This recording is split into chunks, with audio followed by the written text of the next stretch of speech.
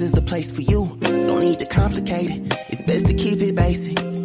Open the book, the word itself approved. He's Alpha and Omega, the answer since the early ages. What you should do is learn about the greatest. Just so you know, our door is always open. Let's study together instead of debating. Share our differences, let love heal all that's broken.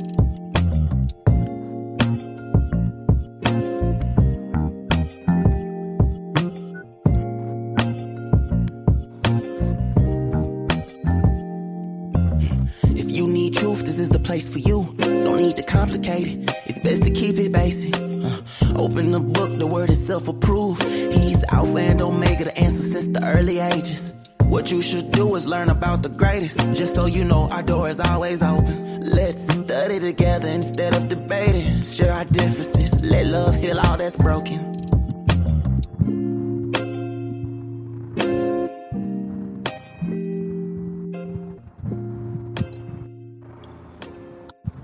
And shalom to all of you. We're so glad to have you with us. Moderators, please bring up all of our mods. Thank you. I don't have time. Too much going on today. We got to get it done the right way. So glad you're all here, however, and let us move in faith to what Yahweh would for us to know and to do. That's right. We're talking today from a position of the proceeding word. So glad to be with you. Yes, I had to come outside. It was hard getting to a time and a space where we could be together and not have to worry about the wind. So it was blowing pretty good out here today. And I just sat here and just read through the Bible a little bit before I came on broadcast with you guys. So I want you guys to take the opportunity to really look at hitting the heart sign, hit the like sign. If you're coming in on YouTube, if you're coming in on our Facebook channel, please hit the heart sign, hit the like sign. Let us know where you're hailing from. Subscribe to the YouTube channel and like the page of the Facebook. Those of you on Clubhouse, you know what to do. Make a chat, make a comment in our chat box. Let us know you're live out there. Try to keep things going so our algorithms can keep movement and get this kind of message out to other people. You guys have been always telling me how much you enjoy these teachings and you wish you could share them the way that they are shared with you online. Why don't you just use what's best? Take them right to the horse's mouth. Put it in their possession by simply sharing it. Or keeping the algorithm hot on this page so that it can be shared by the systems that we are actually upon and a part of. Well, let's get ready to take a moment to pray. Shall we do that? Father, we thank you. We come before you in the mighty name of Yeshua HaMashiach. We praise you for who you are and why you are in our lives. And we're asking you to grace us with your wisdom and your understanding, that we might know you in the spirit of your truth, in the spirit of your power, in the spirit of your love. You alone are holy. You alone are righteous. And we do honor you and we do adore you. We thank you, more importantly, for everything you've given unto us. Man shall not live by bread alone, but by every word that proceeds out of the mouth of Yahweh, who is our Elohim. You have been our safe keep. You have been our purpose. You have been our plan. You have been all things to us in life. And we magnify you for this. Forgive us of sins, thoughts, and ideals not like you. Help us to embrace the truths of why you are and what you are in our lives. In the mighty name of Yeshua HaMashiach, we pray and we say, Amen. All right, everybody. So today's broadcast is going to be, again, the proceeding word, as you already know. However, it's going to be dealing with, as we like to know and call it, the realities of contending, more importantly, keeping and contending for the faith. So what do we mean by that? What's that look like? How's that playing into everything that we have? How do we keep and contend for the faith which was once delivered unto the saints? Those of you on Clubhouse, I'm hoping you'll share this with as many as you can. It's very important to do so. Today is a good day to learn a little bit more about the writ and what we do within it. So I want y'all to make it your business to share this on Clubhouse and hit your friends up so we can just take the opportunity to learn these things as they need to be understood and taught. So what's it mean to contend for the faith that was once delivered unto the saints? Every day we live in our lives, we work and we operate from the place of religion or faith, as we love to call it. No matter what we say about it, there's always an issue of what that looks like. Some people think that we are supposed to be defending when we use the word contend. Defending is not what the faith is about. We don't have to defend Elohim. Elohim defends us, right? He's our strong tower. The righteous run into him and we are saved, right? We don't have to contend, as it were, defend the word of Elohim. However, we do have to contend for it. So today I want to take you through the passage that we are most familiar with when it comes to that dialogue and that conversation. But I want to make sure that you get to see it in a different light. I want to open it up again from the lens and from the spectacles of what you and I know are the Torah. So let's begin our journey today, which will be a short journey, well lived, for the purpose of making sure we understand all things that are Elohim. And I really want you to pay attention to this today, because many people, we're out here, y'all know we be doing way too much a lot of times, right? We just be doing like way too much. I want you to realize that we don't have to do half the stuff we do if we understood what we're supposed to do. And when we read the Torah, we understand it from the sense of what he has for us. We might learn in a greater and more dynamic way what is his intention for us in, I really would say, every way. But most don't take the time to study his word, so we don't know even what faith is. So how about we start there? I want us to go quickly to the passage that is Jude chapter 1. Well, there's only one chapter in Jude, and I want to just touch it as best we can. Let's look at this. Let's really take a minute to sort of kind of soak it up and see what it does for us, in the sense that everything Torah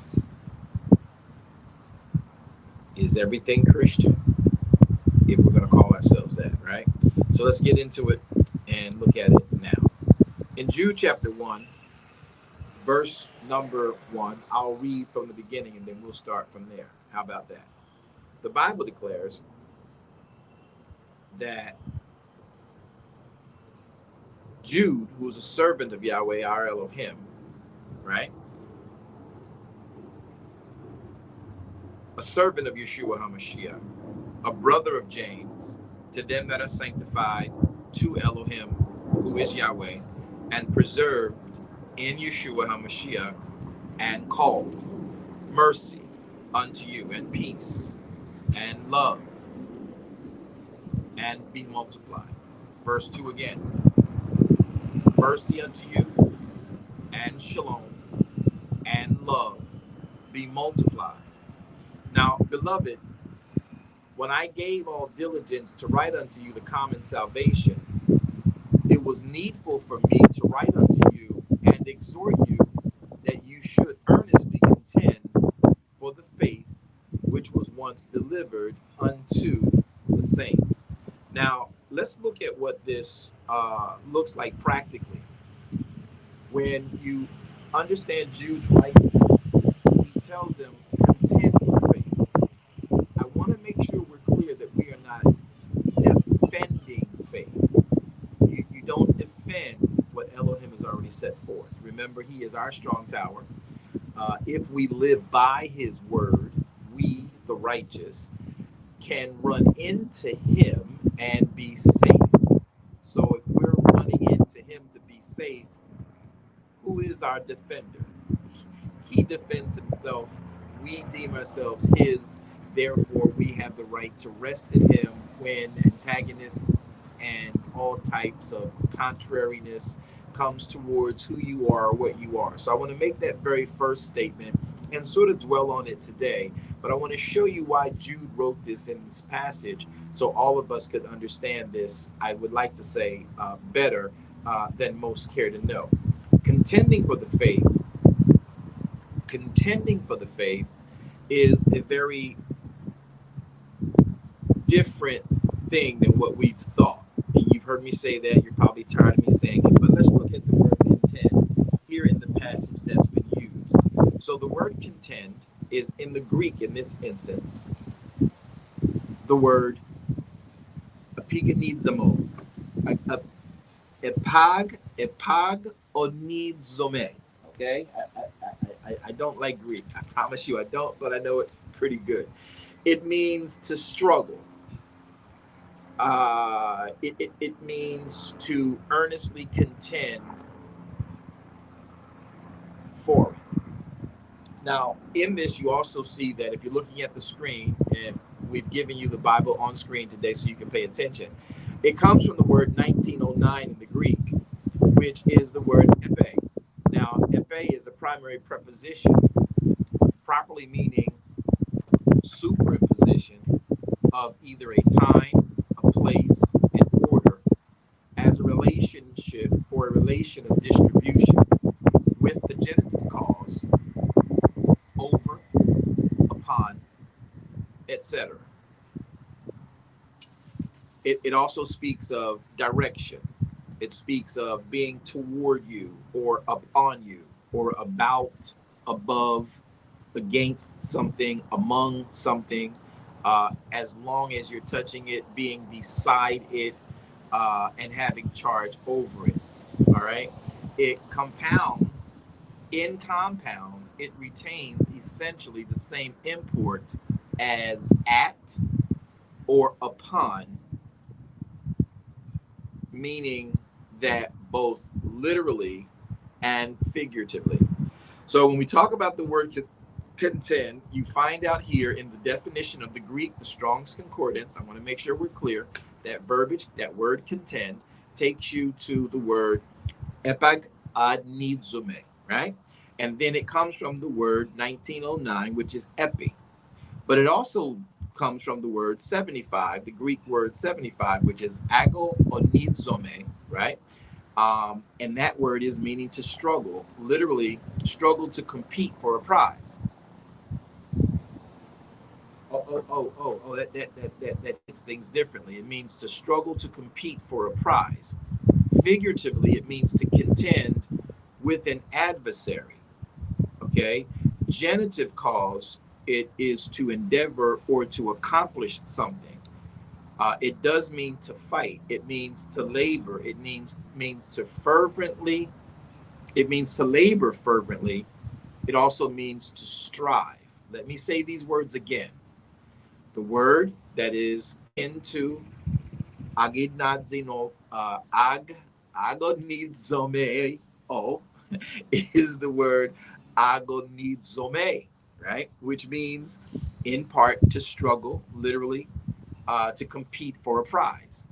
So when we hear the word contend in its purest form and then its broken down form, you end up with the word again, epeganizome, right? Which means to struggle, to contend for, to literally strive, to labor towards, to fervently labor towards, and to strive for something. In some instance, it can mean to also contend with your adversary. Now, at the end of the day, what I want us to pay attention to is contend does not mean to fight to the death. Contend means literally for you to put it on you. So now, as we've understood what this word contend sort of actually meant when the Apostle Jude wrote this, they were indicting that we need to struggle within ourselves because your battle is not with the enemy, your battle is with you. You have to struggle in your mind to contend for the faith that was once delivered to the saints. Now, let's go back into the text. Jude, well, y'all say Jude 1:3, but there's only one chapter. So Jude 3. Let's look at what he has to say here. And now we're going to put this content into context, meaning we're going to go down 3 verses from that verse of contending or keeping and contending with the faith. So I want to be, you know what? Let me pause for a second and take us to Romans chapter 8. Romans 11:7, actually. All right, how about we do that? Let's go to Romans chapter 11 first, okay?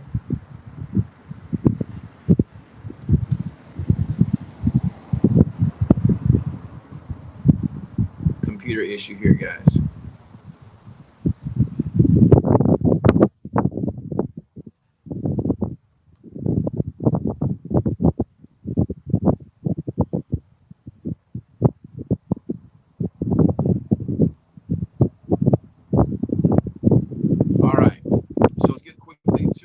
I said 11. Let's go to Romans 10.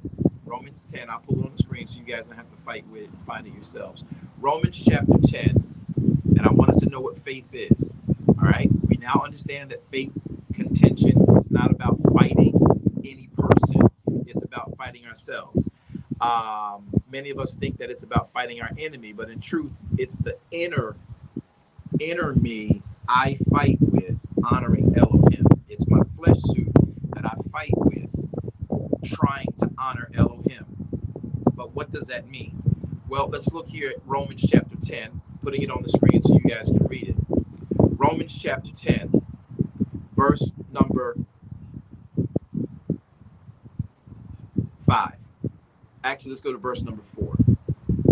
Max, let's go to verse number 3. We're defining here what faith is before we misinterpret how we are to contend and what we are to contend and what contending means about this subject matter. So Romans 10:3, for they being ignorant of Elohim's righteousness. There you go right there. Somebody say that's faith. Just type it in. That's faith. Elohim's righteousness is faith. Type it in. Elohim's righteousness is faith. That's faith. What?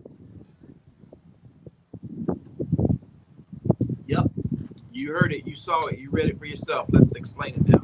So in verse 3, it says, for they being ignorant of Elohim's righteousness and going about to establish their own righteousness, have not submitted themselves unto the righteousness of Elohim. Verse 4, look at it. For Messiah demonstrated and is the end of the Torah for righteousness to everyone that believes on the Torah. That's what he's saying. Verse 5, look at it closely. For Moshe described the Torah. He described the righteousness which is of the Torah, that the man which does the things of the Torah shall be one known as living by the things of the Torah. Oh, that reads different, don't it?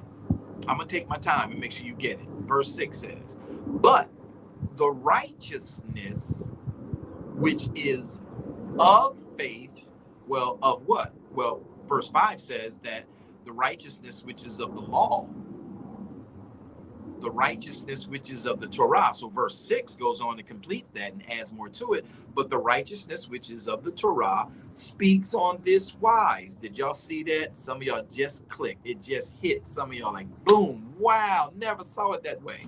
Pay attention.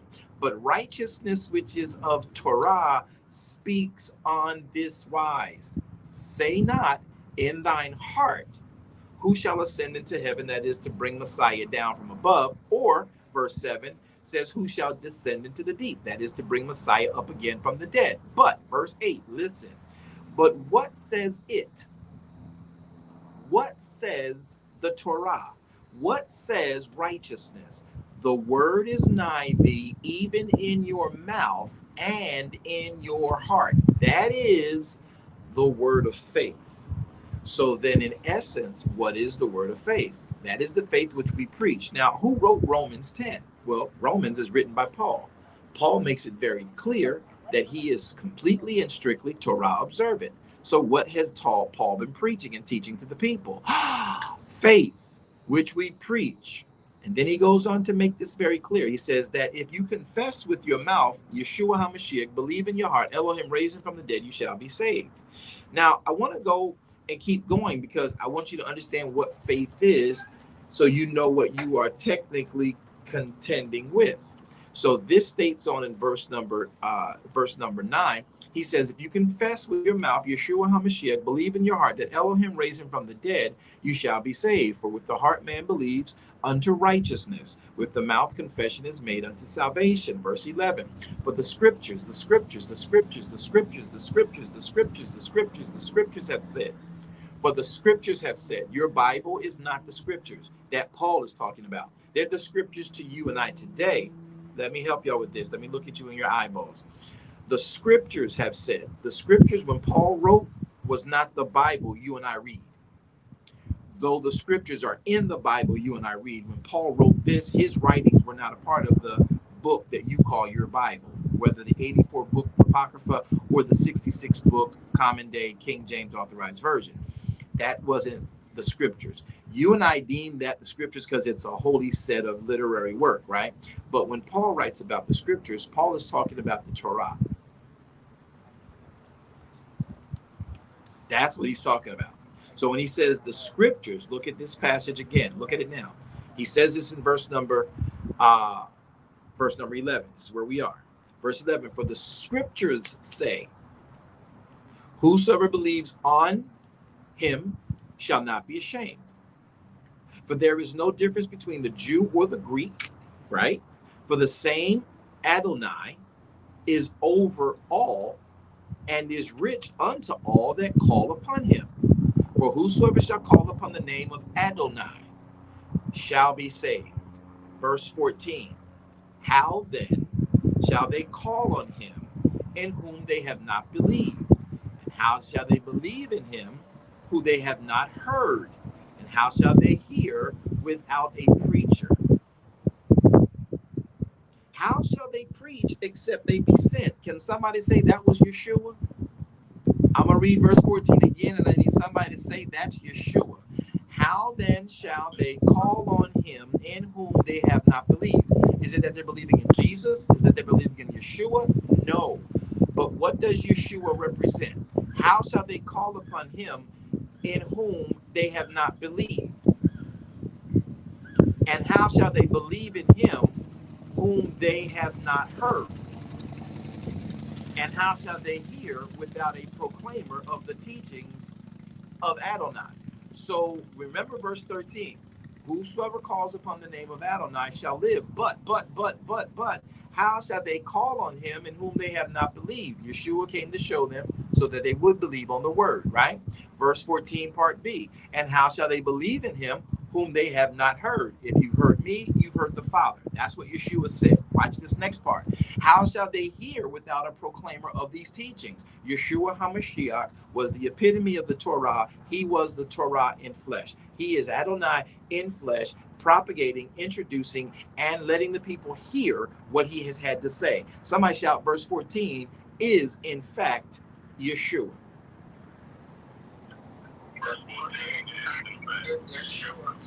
Now, verse 15 of Romans chapter 10, verse 15, Romans 10:15 says, how shall they preach? How shall they proclaim this teaching except they themselves be sent? Well, wasn't Yeshua HaMashiach sent?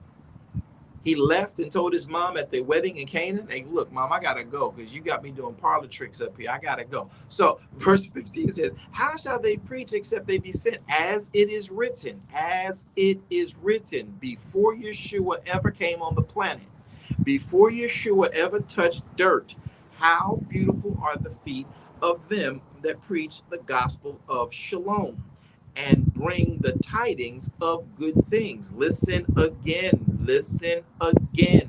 Verse 15, Romans 10. How shall they proclaim these teachings except they be sent?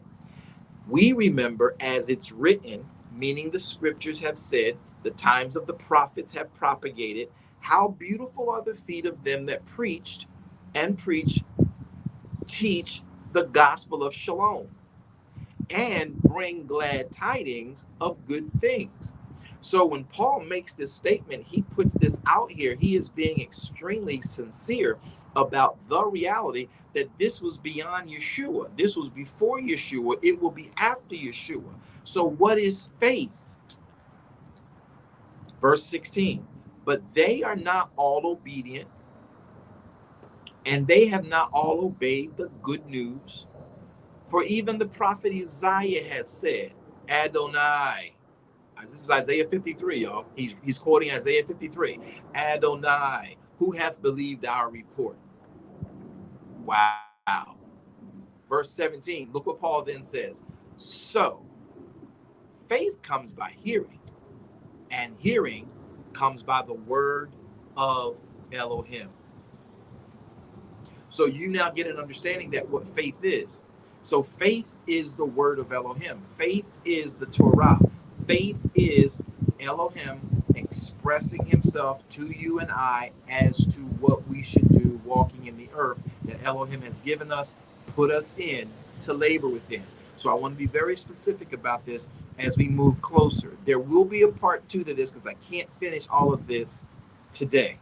So Friday we will be back at this again, helping you one keep, and then I'm going to show you how to contend for the faith that was, watch this, once delivered unto the saints. So let's go back to the person who is responsible for this writing, who many people are misquoting throughout the passages of, the throughout the passages of our Bibles. So I want you guys to get this. I want you guys to understand it. I want you to walk in it, and I want you to have the faith of it. So look at this next part, Jude 3. Again, Jude 3. I'm putting the Bible on screen so you can see it.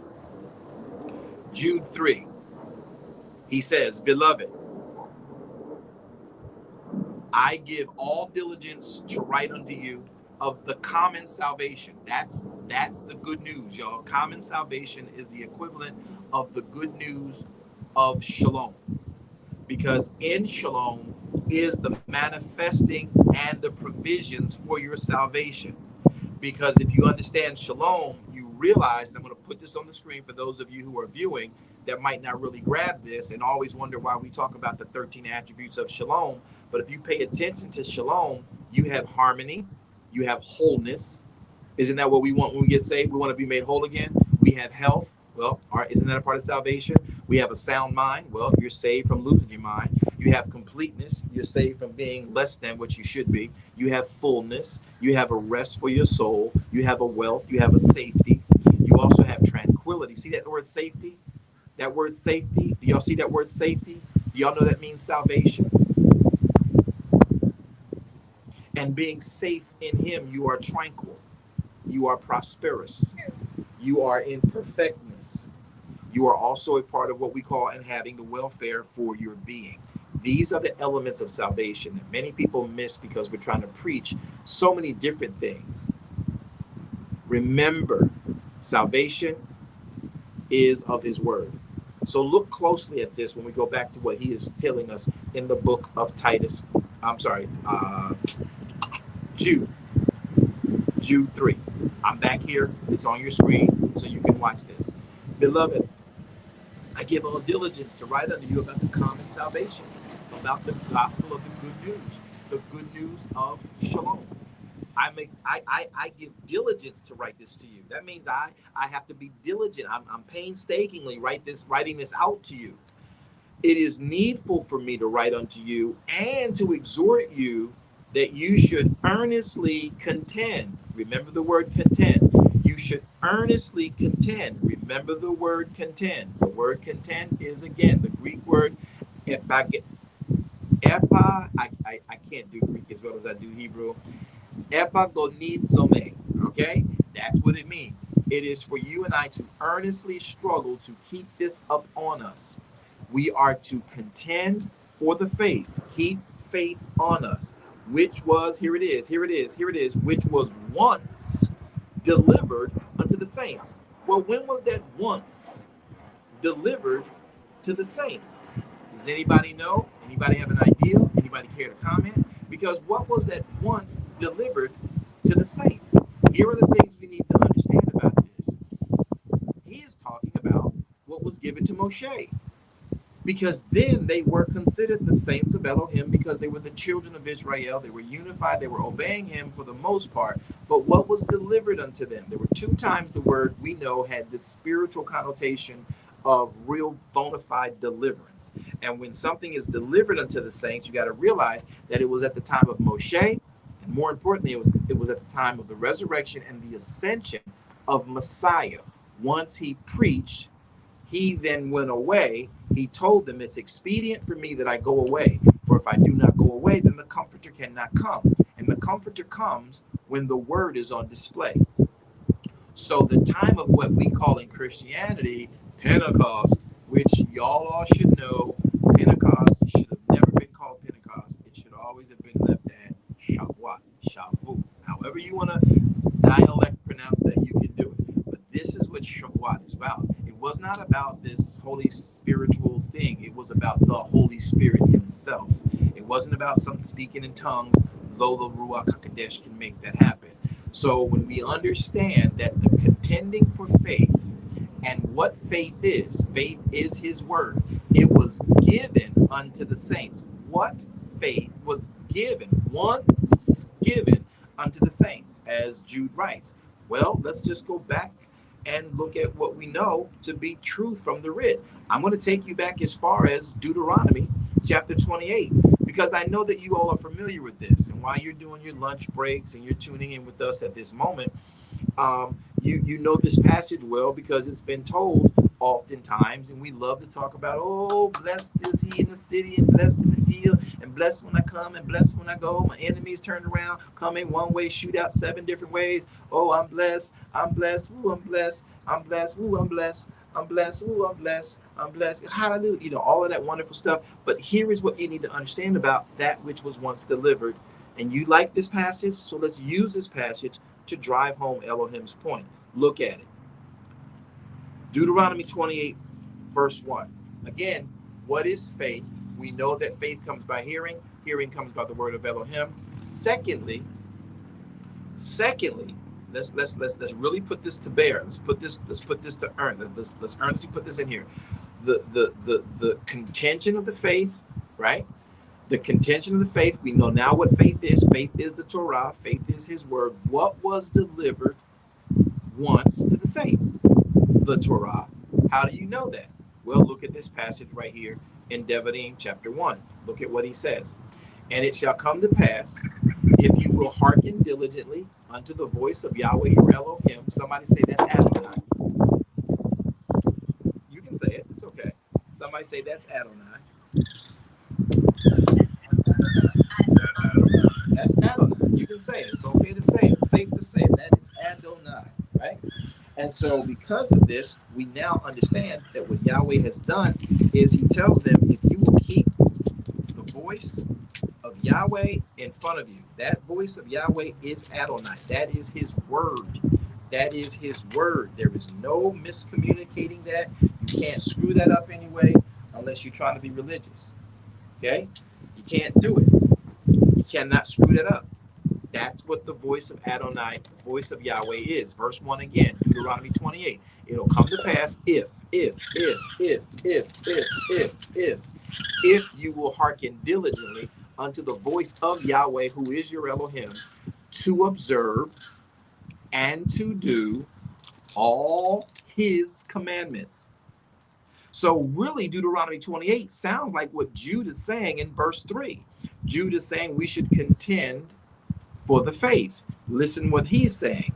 And it shall come to pass, if you will hearken, contend diligently unto the voice of Yahweh, to observe and to do all of his commandments. That's your contending, which I command you to do this day. Watch this. Here's what will happen.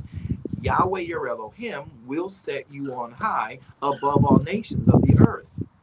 And all these blessings will come upon you and overtake you, right? But let's do something more important too. Go down to verse number 15. But it shall come to pass, if you will not hearken to the voice of Yahweh your Elohim. Somebody say that's Adonai.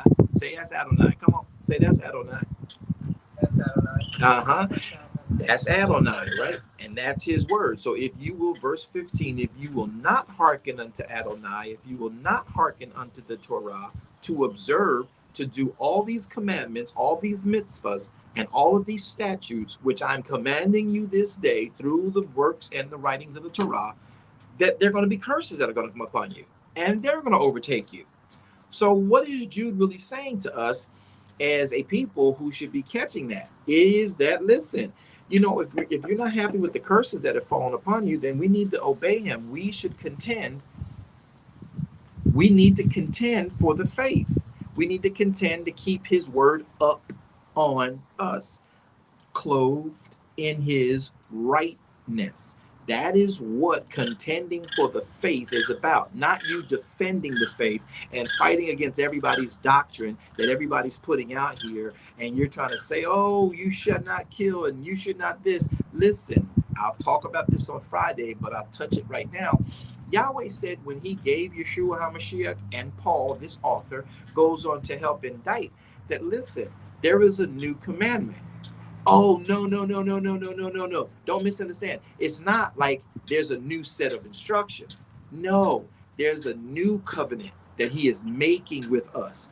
Those who are now after the cross, he's writing the commandments, same instructions surrendered to them once a time ago. I'm going to put them not on stones, I'm going to put them in your hearts, and I'm going to put them in your minds. So no man has to tell you, you need to know God. You already know, and you have knowledge of him. You have to activate that. You have to trigger that. You have to feed that appetite. You have to feed that with the fuel. That will be an external igniting. When you read the writ externally, it'll trigger in you internally, and therefore now you start to come into the knowledge and a better relationship with the Father. So here is what Jude was trying to tell that group then that we've been preaching wrong today. We need to get to what he meant. And that's why we're having this man does not live by bread alone, but by every word that proceeds out of the mouth of Yahweh or Elohim. What you just read in Devarim was the words that proceeded out of the mouth of Yahweh or Elohim. If you will hearken diligently unto the commandments, unto the Torah, unto the voice of Yahweh or Elohim, that is Adonai, then all these blessings will come on you. If you do not, then all these curses will come on you. Jude was telling Jerusalem, Judea, and anybody who could hear from the lost tribes of Israel that, hey, we got to contend for the faith. We have to be the ones responsible for keeping the faith on us, not preaching it to other people. What? Exactly. Your job and my job is to make sure you are living that word. You can't tell a daggone soul. You can't tell one damned to hell soul about the gospel if you yourself aren't living it. Not effectively. You can do what we're doing modern day. We can sell it because we have some kind of a corner on the market of preaching the gospel. We have a corner on the market of entertaining and selling the gospel, but we're not living it ourselves. So your efficacy at reaching a soul that is presently damned to hell, be it by ignorance or their own wickedness, you're still not going to have that level of efficacy if you do not live it yourself. So this is why Jude is saying, you and I got to contend for the faith ourselves, to keep it up on us, so others will see us and see our good works, and that glorifies our Father which is in heaven. But if we're not going to live it, we're not going to do it, then we're not going to be seen glorifying our Father. That's why there's another passage which says, let not your good works be evil spoken of. I promise you, I'm so guilty of that. And I don't know about any of you who will care to confess that, especially if you are at my tier within this thing we call Christendom, and being a helper and an overseer of people's lives with regards to the gospel and propagating it. But how many people will confess that, hey, I have allowed my good works to be evil spoken of more times than I care to admit? And unfortunately, I erred. I failed. Even in doing good, your good works can still be evil spoken of. Getting upset, letting yourself blow up. I did on last night. I blew up about something that I felt I was right on, and I felt I had righteousness concerning. I felt that I had all the necessary status to stand on this place and be in this position and share it the way I wanted to share it. And yet my demonstration of it, regardless of whatever facts I may have had, were wrong, because I let my good works be evil spoken of, because I allowed myself to be out of character of what the kingdom would demonstrate and communicate. And thereby meaning, well, I'm toting the word, but am I really living it? If you can become that upset, I don't have to defend the facts. I don't have to defend faith. And that's when we actually put ourselves in a position with this greatness in our hands to dispense it and end up disseminating it wrong and letting our good works be evil spoken of. Somebody say that, type that in, say, I'm not going to let my good works be evil spoken of.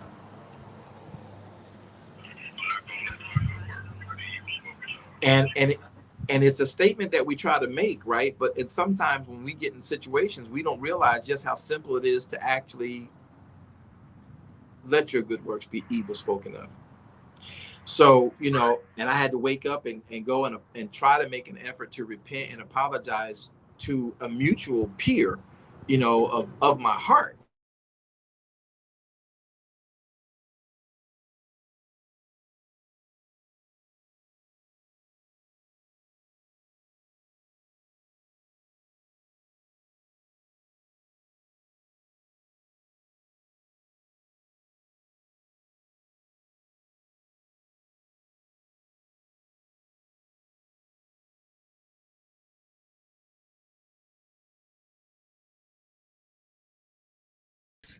It is a necessity to us. We have to keep the faith because that's what matters most. Now, every time we turn around, we want to be, as we like to say, blessed. Um, I want you guys to do me a favor. If you're still seeing us, you're not hearing. Is that better?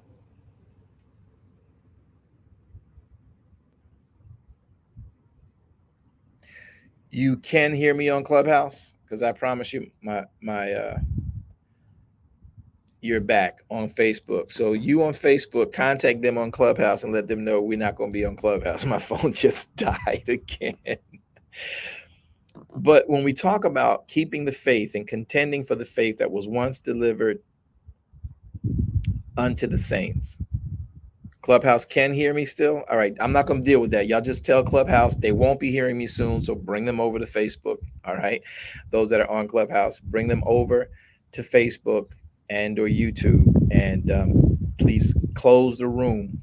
Close the room uh, in Clubhouse, and you guys come on over. Have everybody come over to Facebook and YouTube. Close the room in Clubhouse, and everybody come over to Facebook and YouTube. Okay. Um, however, we were talking about this. Um, no, Daphne, it's got nothing to do with Apple. It's got to do with me not having my charger. So I'm going to delete your comment right now, just so you know. It got nothing to do with Apple. We don't want no misinformation out here. Thank you, Yolanda Talley. Um, so when we talk about contending for the faith, it is a matter of understanding that our contention isn't with fighting with Islam or fighting with Hare Krishna or fighting with Buddha or fighting with Zen or fighting with, any other faith system, trying to defend ourselves or defending ourselves against atheists. That's not contending for the faith. Contending for the faith has to deal with you and I operating ourselves under the guides and the guise of the Torah itself. That's what we do. That's contending for the faith, meaning to put it on us. And as you found out from uh, the definition of the Greek for that word contend, epaganizome, epaganizome.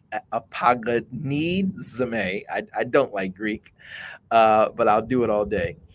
Um, you understand that it is a matter of earnestly struggling. How many of y'all struggle to do right? How many of y'all struggle not to cuss somebody out when you know you can? I don't say that to be, rude or anything like that. I say that because it's true. We got to realize that we struggle oftentimes to do what we know is right. We may know to do right, right? And we may look to continue doing right. But sometimes it's a struggle getting right done. I don't know if anybody else wants to just be real with yourselves. I struggle. Thank you, Sharon. Sharon Jackson's like, Sharon, you and I struggle. Now, I get victory. I didn't say you don't get victory, but we do struggle. I never said you don't get victory, but we struggle. So that's what he is saying in Jude. Contend, struggle to do what's right. Paul even says it. We just heard it differently the way Paul put it, because everybody can, here's another thing too. I want y'all to I want y'all to understand. Uh, how do we say this rightly? You know, if you there's a I'm gonna post something on my Facebook page, and I want you all to look at it. I'm gonna try and get it cleaned up as soon as I can, and I want y'all to look at it. But it's about two people standing up, and they put an item, a number, the number 6 or the number 9 down between them. Now, the elongated ends are at each person's position. So when one looks at the number, it looks like a 9. But when the other person looks at the same number from their angle, it looks like a 6. So I want us to understand, you don't have to defend what you see and what you say and what you know. Contending for the faith is not defending the faith. It's not trying to push it on someone. It's about you living it because you are actually walking it out. If you're not walking out faith, you can't possibly try to preach to anybody. Your job is not to go out and knock on doors and tell people to know Jesus. Your job is to live it. You live it, they'll ask. You ain't got to go tell people. Just live. They'll be like, hey, what's different about you? Now you have a conversation that allows for you to have been compliant to what Jude is saying and what Paul says. And I love the way Paul puts it. And I just lost Paul's thought. I'll come back to it. but when we talk about contending for the faith, we talk about wearing the faith. Boy, what was Paul's? I was about to tell you what Paul said. Contending for the faith that was once delivered to the saints. Woo, Paul, what did you tell them to do? It'll come back to me later on. But when we struggle, well, Paul actually is probably the greatest person to epitomize what Jude is trying to say, who is epitomizing what Yeshua said, because even Yeshua says it this way. He's like, listen, we have to contend for the faith. We have to live his word his way. We got to be doers of the word and not just hearers. Because if we're not being proper doers of the word and we're just being hearers of the words, then we're going to be deceivers of everyone. And that's going to be our contention. We don't want to deceive anyone in this process, right? If you love me, Messiah said it this way: if you love me, you'll keep my commandments. So that's what contending for the faith is. Keeping my commandments, if you love me, is a matter of putting yourself in a position where, against all else, I'm gonna honor his word. I'm gonna do his word. Somebody say that's a struggle. And so when we do that, you find the issues where Isaiah talked about it. And he's like, listen, if you be willing and obedient, you will eat the good of the land. So you have a reason to contend for the faith, because as faith said, if you obey and observe the commandments that I'm giving you, I'll cause you to be blessed in the land. Isaiah, that's what Deuteronomy says. So Isaiah, the prophet of Deuteronomy, says, if you're willing and obedient, you'll eat the good of the land. Well, it goes in alignment with what Elohim did say. You'll eat the good of the land if you obey me, if you honor me, right? So then you have also the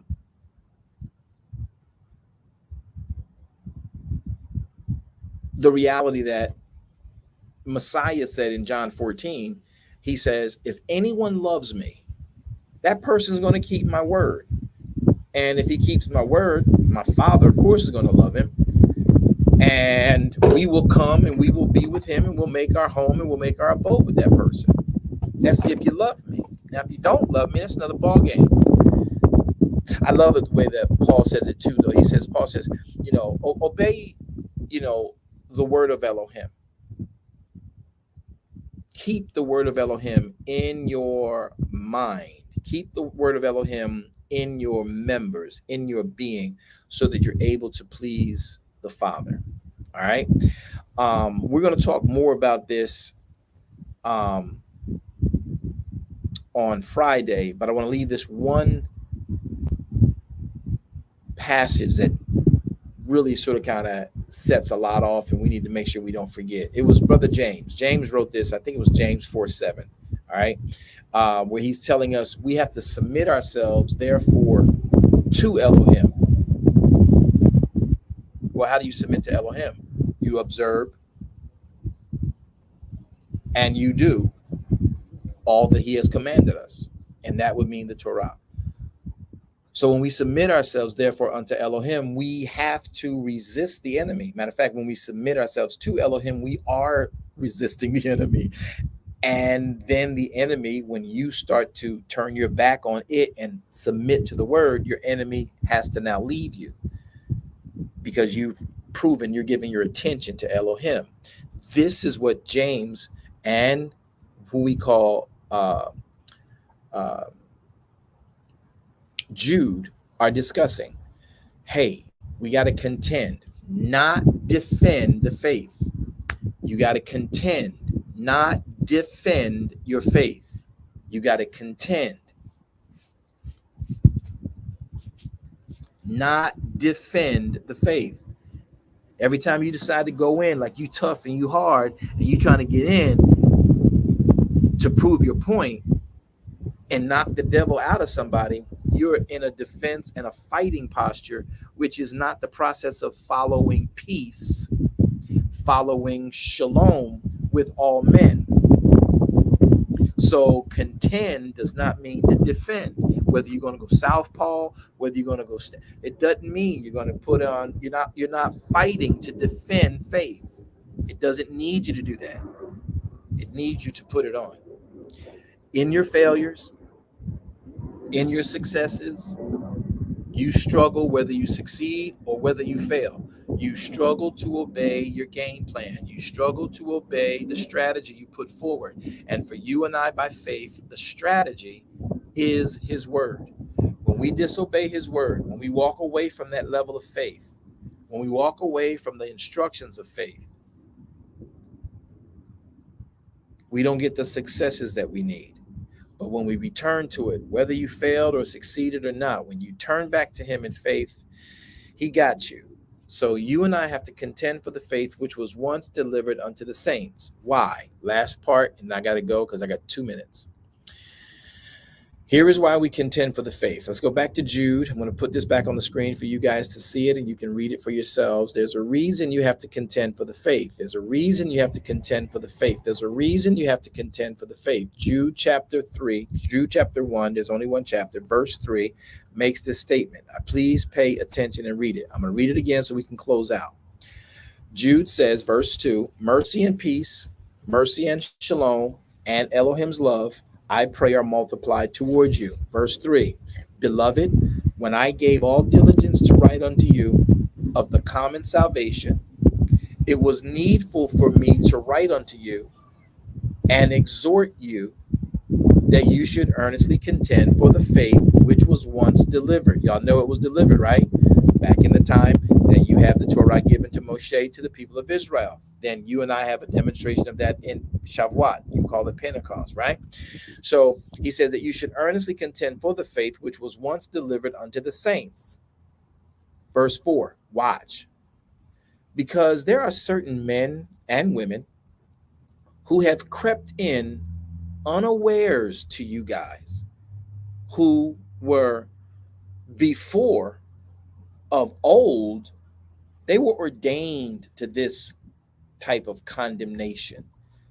These are ungodly, ungodlike men, ungodlike women who are turning the grace of our Elohim, who are turning the power of our Elohim into lasciviousness, and turning the power of our Elohim into this, and then denying the only Adonai, who is our Elohim, and also denying Adonai and Yeshua HaMashiach. Did y'all just read something that blew your minds? Yep, that's where we're going to start on Friday. I don't know if y'all read that. Did y'all read something that just blew your mind? You've read it 100 times. Did you just read something that really can blow your mind? Did you? I want to ask you because I want you to really see it. Look again, verse 4. For there are certain men and women, we would say, who are crept in unawares, come into your fellowships, come into your relationships, come into your lives, prophesy to you, and tell that they, oh, I God, I feel this, I feel that, and I'm praying for you, and all this. Listen, you got to understand that all of this stuff is familiar. But there are people who will creep into your lives with really good intentions for you, not knowing that they're operating under familiar spirits. There are situations that will happen. You'll have people who are coming into your churches. And I had to confess this. Can I give y'all a confession? Can I confess something to y'all? All right. I remember, now I walked by a church. I was dealing with a great man who is languishing, and he'll be leaving us soon. We don't know when, but he is languishing, and his body is languishing. But he's lived a full life, and he's been a general in the faith for a very long time. And I remembered as a young minister, right before I came into the knowledge of what I'm teaching you guys now. So this is like 2-3 decades ago. But I remembered, doing what everybody else did in the faith. Everybody now, then even now, people like, well, God called me and I'm gonna go out to the world. I'm gonna preach the whole gospel of Jesus to everybody on the planet. And you find yourself trying to get next to people who got congregations and who got platforms and who got pulpits that people will come and if they put an event on, you get a lot of people to come and you get your name out. And I did that crap. I did that garbage. I did it not knowing I was doing it, but I did it knowing I was doing it. And at the end of the day, it was because that's what I thought you do. And I look back at that. I drove by that church, who I love dearly, and we're awesome partners in faith. But I had to confess to myself, I said, you know what? I didn't know it, but now that I understand how this stuff works, I was doing the very thing that I didn't know I was doing, saying I wasn't doing it. And what we do is we try to get near to something or near to someone who has a platform that we can jump on and we can get our name out. And that's just marketing and branding within Christendom. And they're still doing it today. So why do I bring that up? Because you have people who utilize, with no maliciousness intended, but brandishing a great deal of ignorance, which is just as bad, because they're propagating what they practice preaching in a mirror. So what they do, and this is what he writes. Look at what he puts on the passage. He says, for there are certain men and women who creep in unawares, who were before of old ordained to this type of condemnation. These are ungodly men, ungodly women, and they are turning the grace. Watch this. Here's your mind blow. We'll pick this up next week. They are literally they are turning the grace of our Elohim into lasciviousness. And here's the mind blow. Denying the only Adonai, our Elohim. And denying Yeshua, who is our Hamashiach. So look at it again. I'm going to read it again. You will catch this. Denying the only Adonai, which is our Elohim, and Adonai, which is within Yeshua. Therefore, he is the Mashiach. So he is telling us that we have been denying the word. We're denying the word, which is Elohim, and we're denying the word, which Elohim is put in humanity, which is now our Messiah. So we're denying the word. He is very redundant and specifically redundant in this passage. We'll pick this up on Friday. But verse 5, I will therefore put you in remembrance that though you once knew this, how that Adonai, having saved the people out of the land of Egypt, the people were afterward destroyed because they did not believe. So when we talk about contending, for the faith,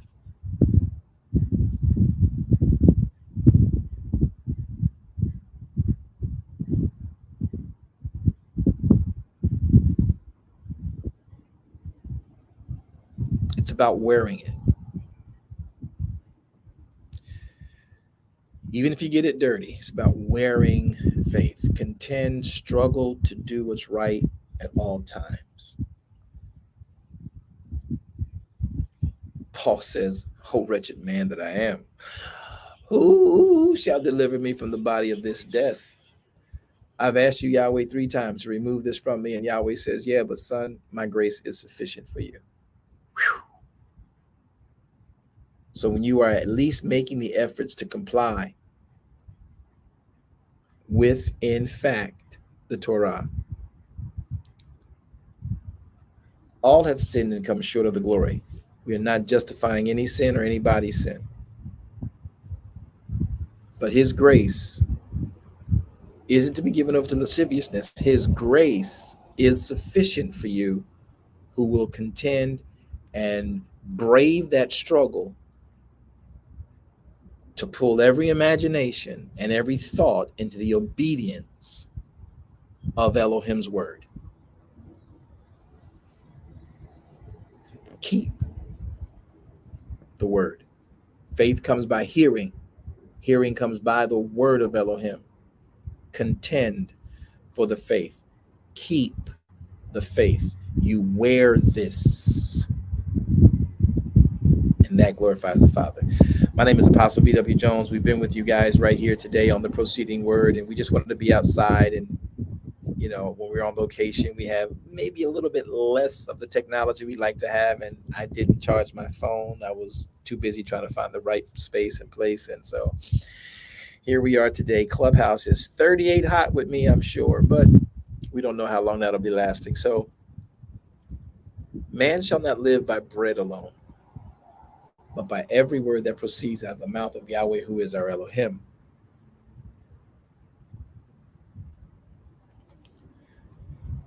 Let us contend for the faith. Those words of instructions that were once delivered to the saints. And remember, those who were delivered because of the word out of Egypt by the word, because they disobeyed the word in the transition, they too died. So you and I should contend to keep wearing this faith. I gotta go. Your image of me on the screen is probably not very good anyway. We lost our lighting due to our technical and my battery insufficiency. I hope that you guys will be edified by this. Tonight we'll be teaching on what is known as the subject matter of I remember the subject matter. I sure do. We'll be teaching on the subject matter of how to discern the times and the signs of the times. That'll be tonight on our broadcast, which is in fact our Bible study. And we look forward to having you here with us to study with us. It'll be at 7 p.m. Eastern Standard Time as we open up the passage of the writ, discussing again how to discern the times and the signs of the times as Elohim has prescribed them. We'll be coming out of the book of Genesis chapter 1, and we'll be helping you understand this from Matthew chapter number 23 through 24. Also, after that, we'll be coming on tomorrow, every Thursday at 7 p.m. Eastern Standard Time, either on Clubhouse or on Facebook, or maybe on both. And we are in the book of Bereshit, Genesis chapter 37. You can join us for that. And of course, every Friday at sundown is the Sabbath until Saturday at sundown, and we will be with you guys sometime around 11 p.m. Eastern Standard Time when the West Coast comes in, and then we'll be able to do a few things there and make sure that we have an understanding that they are in their Sabbath and we can be in our Sabbath together with them, and we may start sharing what the word of Elohim is. Lately, I've been just left in my studies and my times before I come on and share my studies with you guys, but this is what happens. And then Saturday at some point around 11 a.m.-ish, we'll be bringing up some more teachings and sharing what we're learning from the writ on that day. And then remember, every Sunday, we enter into what we know of as our time of study called the Morrow After Sabbath service. And our Morrow After Sabbath service is every Sunday at 10:15 a.m. Eastern Standard Time. And I hope that you will join us there as we learn, as we are learning on Wednesdays and Sundays, how to live this kingdom life according to his instructions. So we hope to have you guys join us there and be with us then. It's always a joy and a pleasure. Remember, though, when we come in on Sabbath, we're always trying to remember, how do we Sabbath? Well, if you want to learn before we get to it on this coming Sabbath, you can go to these passages: Genesis chapter 2, Exodus chapter 16 and 20, Isaiah chapter 58, Mark 2, Luke 6, Hebrews chapter 4, verses 4 through 12, and read that. That is how you actually Shabbat. You got any questions about that, you can hit me back up at any point that you desire, and we will help you learn and understand Elohim's will and his purpose. Torah is always what we want to have loading and flowing in our lives every single solitary day, and that's what Yahweh helps us to do. Well, Zion, it's been a joy chat.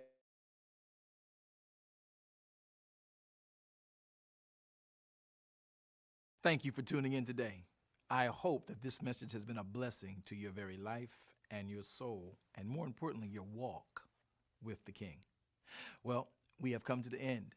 I hope that you would consider becoming either a partner with us in ministry, or if you're not already a kingdom citizen, consider becoming one. By doing that, you can sow into this ministry so that we are able to continue to teach this type of ministry at a grand scale. Join us on all of our social media platforms and visit our webpage to make your contributions sure. Thank you. Have a wonderful day. Shalom Aleichem.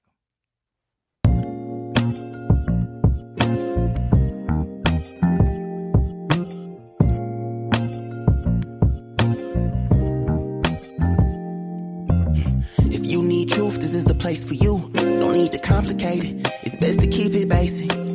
Open the book, the word itself approved. He's Alpha and Omega, the answer since the early ages. What you should do is learn about the greatest. Just so you know, our door is always open. Let's study together instead of debating. Share our differences. Let love heal all that's broken.